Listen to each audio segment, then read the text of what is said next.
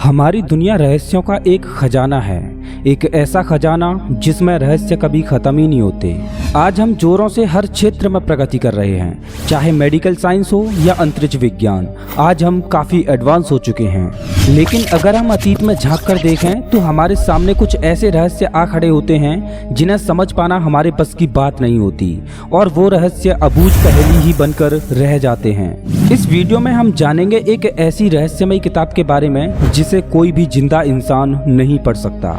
ये किताब एक प्याज की तरह है। जिस तरह प्याज से एक परत उठाने पर एक नई परत सामने आ जाती है, उसी तरह इस किताब के एक रहस्य से पर्दा उठाने पर एक नया रहस्य सामने आ जाता है। 20वीं शताब्दी में विल्फ्रेड वॉयनिच नाम का एक अमेरिकन बुक डीलर था, जिसको अलग अलग तरह की बुक्स का कलेक्शन करना बहुत ज्यादा पसंद था। उसने 1912 में एक किताब खरीदी। उस किताब की खास बात ये थी कि उस किताब में क्या लिखा है ये कोई नहीं जानता। वो किताब कौन सी भाषा में लिखी है ये कोई नहीं जानता। यहाँ तक कि उस किताब का क्या नाम है और वो किस ऑथर ने लिखी है ये भी कोई नहीं जानता। जब विल्फ्रेड वॉयनिच ने इस किताब को खरीदा, तब से इस किताब को वॉयनिच मैन्युस्क्रिप्ट के नाम से जाना जाने लगा। अब विल्फ्रेड वॉयनिच की जिंदगी का एक मकसद था कि उस किताब में क्या लिखा था और वो किताब किस बारे में है, इस रहस्य से पर्दा उठाना। समय गुजरता रहा और वॉयनिच इस किताब में लिखी भाषा को डिकोड करते रहे, और एक समय आया जब विल्फ्रेड वॉयनिच की मौत हो गई। वॉयनिच ने अपनी पूरी जिंदगी इस किताब को समझने में लगा दी, लेकिन वो इस किताब के रहस्यों को समझना तो बहुत दूर, उनके करीब भी नहीं आ सके। वॉयनिच की मौत के बाद इस किताब को येल की लाइब्रेरी में डोनेट कर दिया गया। बाद में आज के समय के बेहतरीन क्रिप्टोग्राफर्स ने इस किताब को मॉडर्न टेक्नोलॉजी से डिकोड करने की कोशिश की। आपको बता दें कि क्रिप्टोग्राफी एक तरह का मेथड होता है जिसमें किसी खुफिया जानकारी को कोड्स और सिंबल्स के द्वारा इनक्रिप्ट किया जाता है। आमतौर पर आर्मी या सीक्रेट एजेंसीज अपनी खुफिया जानकारी को सीक्रेट रखने के लिए क्रिप्टोग्राफी का बहुत ज्यादा उपयोग करती हैं। तब वॉयनिच मैन्युस्क्रिप्ट में भी कोड्स और सिंबल्स के द्वारा कोई खुफिया जानकारी छिपी है, जिसमें 240 पेजों में 1,70,000 से ज्यादा कैरेक्टर्स मौजूद हैं। साथ ही इसमें हाई डेफिनेशन चित्र भी मौजूद हैं। आज की मॉडर्न टेक्नोलॉजी से भी इस किताब को डिस्क्रिप्ट नहीं किया जा सका है, लेकिन इस किताब में मौजूद ड्राइंग्स को गहराई से ऑब्जर्व करने से एक बात समझ आती है कि ये किताब हमें बहुत कुछ बताना चाहती है। किताब में मौजूद ड्राइंग्स की सहायता से इस किताब को 6 सेक्शंस में बांटा गया है, जिनके बारे में ये किताब एक्सप्लेन करना चाहती है। बोटेनिकल, एस्ट्रोलॉजिकल, पैलियोलॉजिकल, कॉस्मोलॉजिकल, फार्मास्यूटिकल और रेसिपीज। कुछ ड्राइंग्स तो इसमें ऐसी हैं जिन्हें देखकर लगता है कि ये रियलिटी से इंस्पायर्ड होकर बनाई गई हैं, जैसे कि ये प्लांट्स जो हमारी रियल लाइफ में भी एग्जिस्ट करते हैं।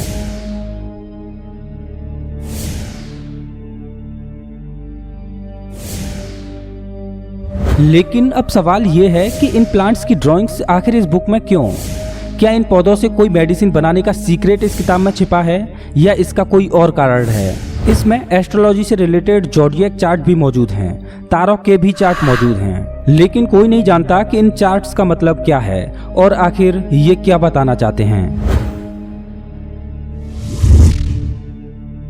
इसमें कुछ इमेजेस तो ऐसी हैं जिन्हें अगर मोशन में देखा जाए तो वो ऑप्टिकल घटना पैदा करती हैं। आखिर इस किताब में मौजूद पौधों और एस्ट्रोलॉजिकल सिंबल्स का क्या मतलब हो सकता है? इसमें कुछ ड्राइंग्स ऐसी भी हैं जिनमें महिलाएं हरे पानी में नहा रही हैं। क्या ऐसा वो नेचुरल ब्यूटी को पाने के लिए कर रही हैं, या बढ़ती हुई उम्र में जवान दिखने के लिए ऐसा कर रही हैं? इसमें कुछ ड्राइंग्स तो ऐसी हैं जो बताती हैं कि जड़ी बूटियों को कैसे काटा जाना चाहिए। क्या जिसने भी ये किताब लिखी है वो कोई मेडिकल जीनियस था जो अपनी मेडिकल खोजों को सीक्रेट रखना चाहता था? वैसे तो इस किताब पर किसी भी ऑथर के बारे में नहीं लिखा कि वो किसने लिखी है, लेकिन एक बार खुद विल्फ्रेड वॉयनिच ने इस किताब के ऑथर के बारे में कुछ ऑब्जर्व किया। जब वो इस किताब को डिकोड करने में लगे थे, तब उन्होंने इसके फ्रंट पेज पर कुछ लिखा हुआ देखा और अचानक फिर से वो गायब हो गया।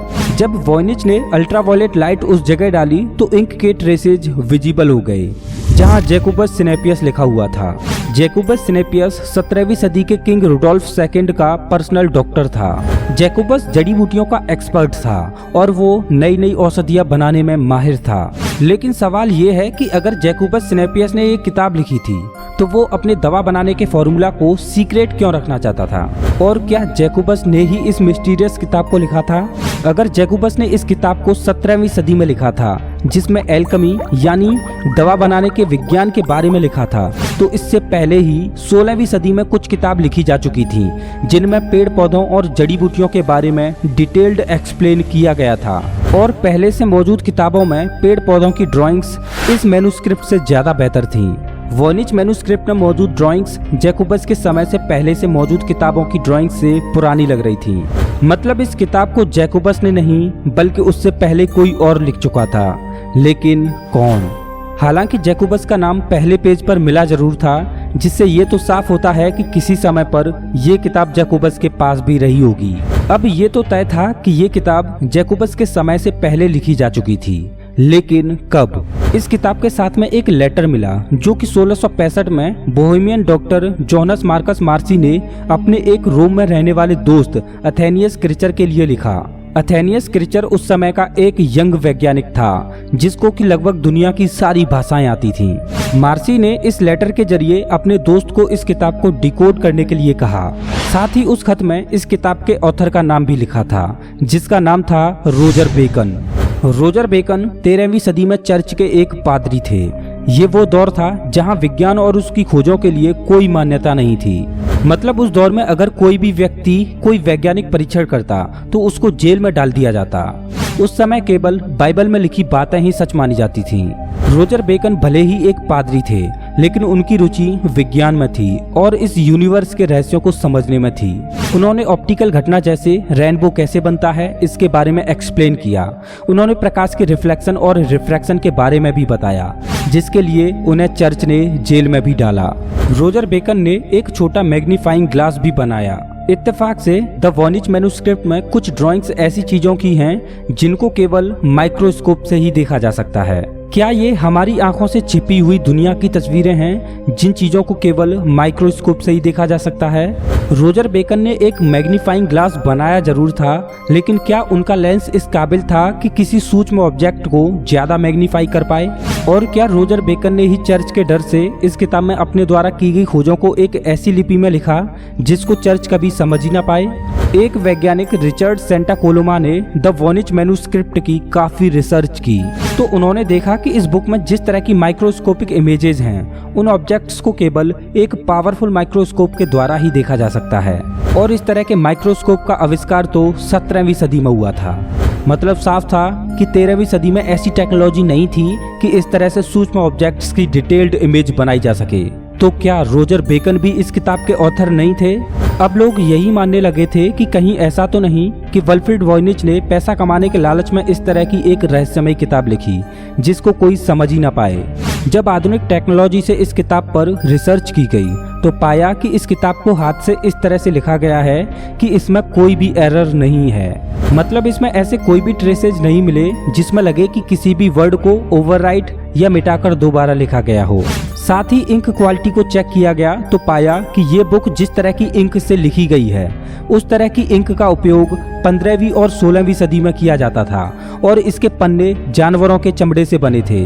अब लोग ये मानने लगे थे कि कहीं इस किताब को लियोनार्डो दा विंची ने तो नहीं लिखा, क्योंकि लियोनार्डो दा विंची रहस्यमय पेंटिंग्स बनाने के लिए जाने जाते हैं, जिनमें से मोनालिसा पेंटिंग उनकी सबसे रहस्यमय पेंटिंग रही है। तो क्या वॉयनिच मैन्युस्क्रिप्ट के ऑथर भी लियोनार्डो दा विंची ही थे? जब 2009 में इस किताब की कार्बन डेटिंग की गई तो उसने सबको चौंका दिया। इस किताब को 1404 से 1438 के बीच लिखा गया था।